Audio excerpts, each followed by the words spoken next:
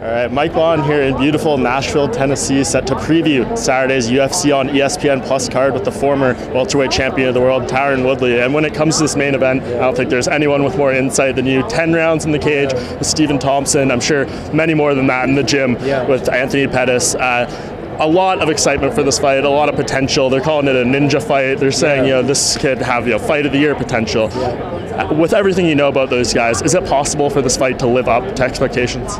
I mean, I don't think it's a way that it can live up to expectations. When you think about it, there's really no pressure on either guy. If Wonderboy comes out victorious, it doesn't really catapult him in the welterweight division.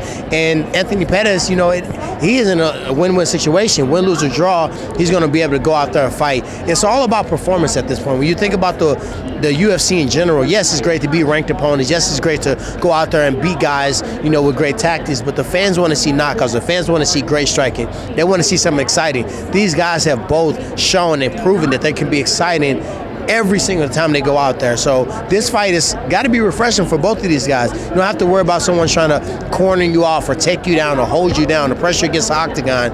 You really can go out there and strike and just really get the fans what they want to see. Yeah, and Anthony to me seems rejuvenated this week. So much energy. He's talking about how he's able to do strength and conditioning 5 days a week. It seems like a complete overhaul for him. I thought this call out was absolutely brilliant on his behalf, just given the state of the division. Wonderboy was available, the position he was in at lightweight.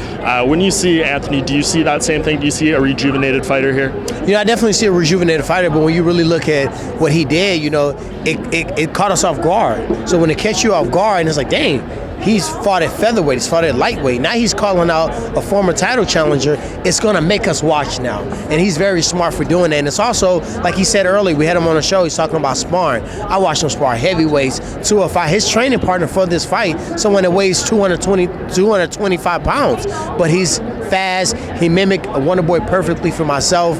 It's just him having the insight from the ideology of Duke and the game plan and the strategy and what we put together for Wonderboy, and have watched me fight him twice, and then also just being from that base, he's putting himself in a great position, So I don't think the weight's going to be an issue for Anthony. And plus, it's not like Wonderboy is that heavy of a welterweight in the first place. Yeah, and you look at Wonderboy, and for him, he said after the fight with Darren Till, he's like, I need to change some things about my style. I need to do something in training to make sure when I'm in the cage, I let my hands go, I fight, to make these fights more definitive after all the close decisions. Do you think he's going to be able to do that? Do you think especially Anthony's style is really going to allow Wonderboy to open up?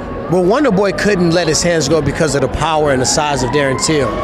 He landed one shot that knocked Wonderboy down, and I believe that one shot cost him the fight. I personally, after watching the fight, I thought that one shot wasn't enough to secure him the victory. I thought Wonderboy won the fight. So with Anthony Pettis, he doesn't possess the same power as Till. His power comes from timing. It comes from setting you up. It comes from his kicks. And when he knocks guys down with hands, it's because he hits you with a shot you don't see. So I don't think Wonderboy has to worry about that. It gives him the freedom to open up with his hands. Yeah, a lot of potential there. And then the co-main event, Curtis Blaydes returning against Justin Willis. Justin Willis talking a lot going into this fight. He's talking a very big game. When you watch him, when you break him down, is he as good as a fighter as he is a talker going into this fight? He's probably even. I think that you got to look at the camp too. Think about AK. I've trained 2 fight training camps at AK, and you go on, that's a fight every day. It's not training like, hey, I'm training, I'm getting ready to fight. When you go out there, you're actually fighting in practice. It feels, very similar, the closest I've ever felt to a fight. So if he can make it out, he's very close to healthy. He's fighting with Daniel Cormier, Cain Velasquez, and guys like that. He's got to be very, very confident. It makes sense for a very strategic, a very tactical fighter like Curtis Blaydes for him to try to get him off his rockets, for him to try to lure him into a brawl. This is where Willis does the best. This is where he gets his knockouts at. Otherwise, he's going to try to, grind, get close, pick him up, take him down, slam him. Yeah, and Blaydes seems very confident going into this. He talks about the Ngannou fight. He's like, I got hit with a weird shot in the equilibrium. I don't feel I did anything necessarily wrong in that fight. So it's not like he's going back to the drawing board and changing camps, doing all this different stuff. Is that, after a loss like that, a quick fight, is that the best way a fighter can handle something like that moving forward? Yeah, sometimes we do too much. You lose a fight, you're like, oh, I need to do this, I need to change change this. I need to take this. I need to switch coaches. Sometimes you just got hit with a punch. Sometimes, you lost focus. And in this game, you're dealing in fractions of a second, and you're dealing in literally inches. So it only takes one mistake or one mental lapse or one loss of focus for you to come out on the losing end. So I think he's wise, especially for someone that has not been in the UFC very long,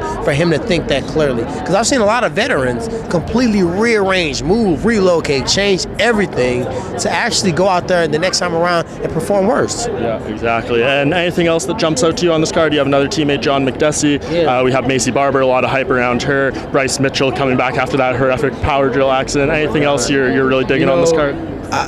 I gotta get on the power drill accident because he's playing light of it. But man, like, imagine if that happened to you. Like, man, I don't even want to ever imagine that. And having a name like Thug Nasty, you know what I mean? That's definitely gonna make you want to watch. And he's just got this southern hospitality, and it's just southern twang in his voice. It makes you want to just see him win and thrive. Obviously, John McDessie is a teammate of mine. I watched him train his butt off in training camp. I'm excited to see how he does in this fight. And Marlon Vera is a great fight against Signs. I think that's a sleeper fight. But this is a great card from top to bottom. Yeah, and to close out here, just want to play a little game of likely or unlikely. I'll give you a couple scenarios. You can tell me whether you think it's likely or unlikely to happen. Right. The main event between Stephen Thompson and Anthony Pettis goes more than 3 rounds.